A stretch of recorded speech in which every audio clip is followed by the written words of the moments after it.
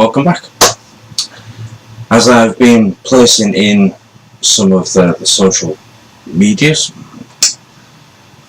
I says I will do a follow-on video about the basic principles of utilitarian politics. Okay, beyond and yet within many disputes or even agreed grades of education, ideologies or philosophies and the basic understanding surrounding them have together agreed that a philosophy is meant as a perspective or a point of view on any given situation. Granted, this also covers the depth, effectiveness and ethical conducts that are embedded in such philosophies. So what is a utilitarian's point of view? How does it work in today's world after being asleep for such a long time? Let's break the script, shall we? You can actually find the transcripts with video if you're on, say, for instance, Facebook, or you should be able to actually follow a link which will then give you the PDF version for the transcript of what this video is actually presenting. More so for those who are having technical difficulties with understanding this video. So utilitarianism, it's new, but it's old. Okay, so old becomes new. Bit of tweaking here and there, adding in a few other little philosophies in there to be able to actually really make it something that is actually tangible for everybody to work with. As expressed in the first one, we can move in one direction or another, because that is what the philosophy permits us. So, flexible. However, for this presentation, what I'm actually going to do for you is give you 4 examples, 2 of which are real-time, 2 of which are actually hypothetical. What these do is give you an understanding in one capacity or another of how utilitarianism is in fact applied and how it actually affects the world around us. Okay, the first in itself, as the document actually places, or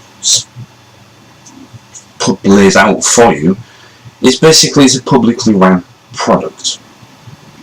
Now, what I've done for this, naturally all politics are ran by their members, and obviously by the party, the president, and so on and so forth. I say product because, as I was saying in the first one, this is a result of Shadow Crown's research and development and various other aspects. Shadow Crown itself has also created 3 training packages, one of which have been more useful to you because it's based on business and politics. The biggest issue, well, actually I wouldn't say biggest issue, but one of the largest issues is, shall we say, understanding what is going on within the political arena and the economics arena. Okay, the arena for businesses. And that understanding helps us decide which direction things move in. It does. So our understanding on the baseline elements of politics and business has been brought forward for you from a utilitarian, well, it's more just education. It's all the information that's being gathered together and placed in one little package for you to actually work with. Okay? So if your knowledge base is not exactly great and you're still a little bit apprehensive of venturing into politics, i.e. with us, we've provided you with some materials for you to actually learn about business and politics. Yep. Okay, I'd give you the real-time example, but I'm going to leave that to the end. The second and third one are the hypothetical scenarios. Now, most people will know about these already in one capacity or another, whether it be learning through school or rifling through the internet for information, or whether it's through higher education, later stages. They are basically a process of perspective, problem solving and reasoning. They're used quite widely to shall we say, in some ways determine which side you lean towards the most. That's left or right. Yeah. The first one, I'll read this one from the transcript. Okay, while some may not have, or otherwise may have come across two hypothetical scenarios which exclusively covers choice and are earmarked as utilitarian perspectives. Yeah. You're in a group that is being chased down to be killed, and you have a child with you that is crying. Furthermore, it is giving your position away. What do? Do you kill it so as to not give away your position? Or do you let it cry and accept the risk of being killed? It's quite hard faced so far, isn't it? The second one, now that you know what you know, yeah, a maniacal leader has created and partaken in a Holocaust, and that you have found that you can time travel, you have been presented with an opportunity to go back and change the past. What do? Would you go back in time and kill him? Or would you allow the timeline to remain the same? Have a think about it first, yeah, and I'll give you the answer in a few moments. Okay. Okay, the fourth example, which is a real-time example, is basically leading by example. Yeah. While Shadowcrown is still tweaking things with its archives, it's pretty much finished, so it can be accessed. Cast your mind back to no more than, say, 10-20 years ago. Yeah? Have a look at the political arena. Yeah? No, for real. Have a look at the political arena over that time frame. Its ups and its downs, and its crashes, and its, you know, running into walls, and so on and so forth. And then, based on the last, say, 6-7 years, have you noticed things have begun to rapidly change? Okay. So you're talking 2009, things are a bit up in the air still. 2010, things have begun to settle. Various groups begin to emerge. But then on saying that, things were still a little bit sporadic. Then come 2011, things begun to stay, I would say, a little bit stagnant, but uncertain, but steady. Movement still. From 2012, all of a sudden, things started to change. Now, you have to remember is everything happens for a reason. We make all of our choices for a reason. Yeah? The change, the weird yet rapid change in direction, yeah? That's a utilitarian perspective behind the scenes.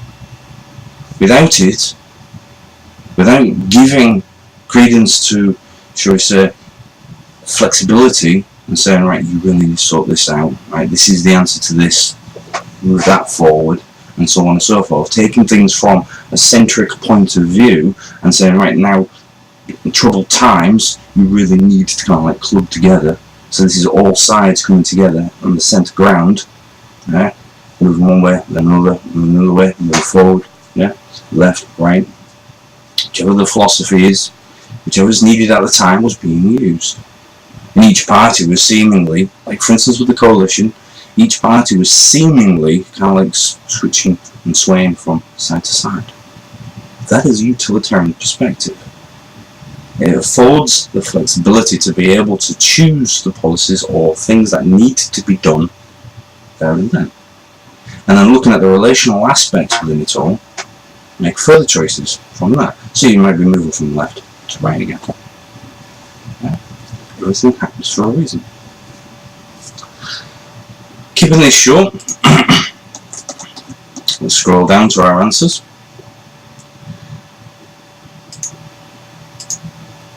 Political model was agreed on many moons ago. This is how politics was intended. So for those who have actually watched the video, at this point we've paused it and taken off over to have a look at part 3 of the politics and economics. This is what was intended many moons ago. This is what's currently, in the terms of businesses, what's currently going on. But the reshaping of politics around the world, this is what's probably the way. It's understanding and appreciating the elements of what is required to actually run a country. The second part of the questions, as I've placed within the transcript, second and third, A and B, neither. Utilitarianism is not about sticking to one side or another, committing yourself to one answer or another. But that's not to say there isn't an answer. Yeah? What frightens people the most, yet at the same time can find comfort in, is in the limit of choices. Yeah? Naturally, without taking too long about it, utilitarianism is about exploring choices, as I was mentioning a moment ago. So in fact, choices are derived from both the left and the right political alignments. And you have, whether by accident or not, been taught to think as such. Yeah? Left is saving the child for its own safety, yeah? But then placing yourself at risk. But then the right, based on the, should we say, the misinterpreted idea of utility, is to kill the child to serve the many. Yeah? Likewise with killing the maniacal leader. Or even leaving the timeline alone, which is the left side of things. So you've basically got left, which is saving the child and leaving the timeline alone.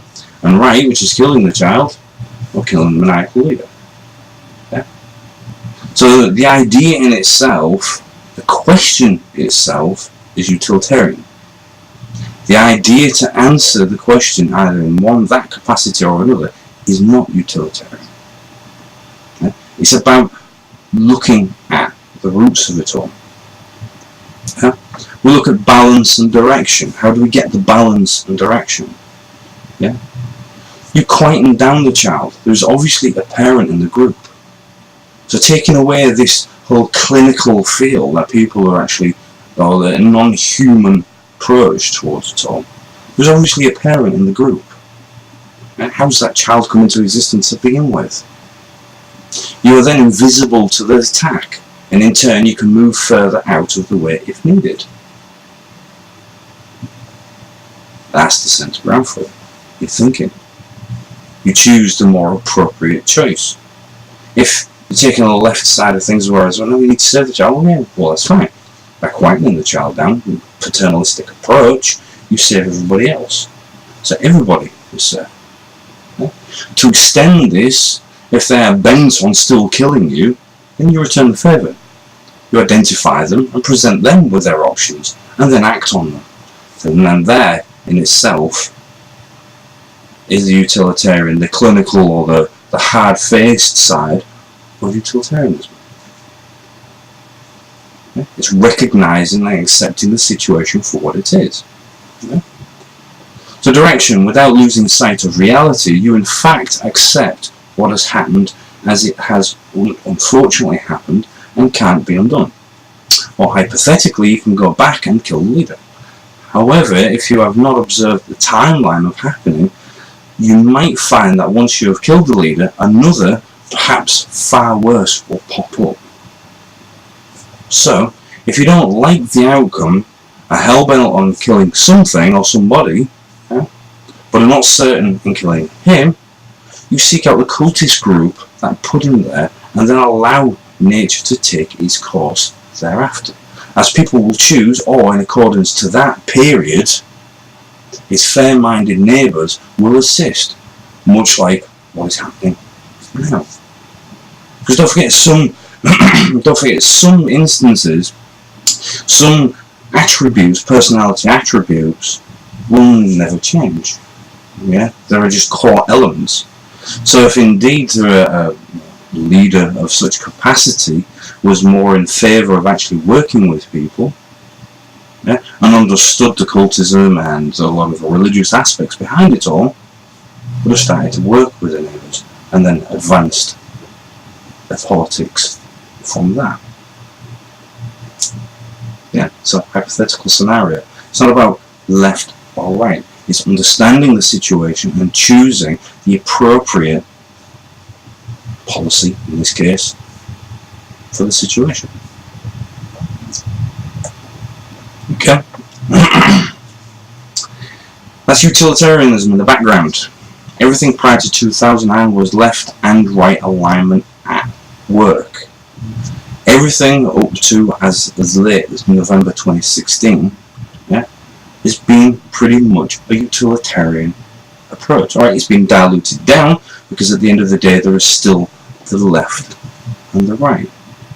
And I know for the most part there's a lot of people out there that will agree with some policies on the left and they will agree with some policies on the right, and ends up in, shall we say, in an American term, becomes moderate. They will vote for one party one term, they will vote for another party another term, if voting at all. You will have people in the parties on the left side or the right side, yeah, or even actually close towards the centre or on the outer edges, on the right, on the fringes, at the extremes, yeah, who like certain policies on this side. I'll probably lean towards more policies on this side, but know that something over here needs to happen. So by the time you finish, you've got this array of paths of understanding, of choices going off all over the place. Utilitarianism is about tidying all that up, yeah? Giving a home to a flexible process. Yeah? It's not maniacal, it's not dictating, it's none of them understandings. It's quite literally a receptive tool, you know, to be able to actually help a country and all of its elements grow in an even fashion. And by the time you finish with that even fashion, it will grow much quicker. Much like with a saying, as a utilitarian perspective, once again, one final one to leave you with. Yeah. The sum of the whole is greater than the sum of its parts. Yeah. But how can the whole grow if the sum of its parts are not allowed to grow? That's what we're offering. That is what utilitarianism is about, is understanding the finer elements. It's about choice, informed choices. Yeah? Joey, stay there, and I will speak to you first.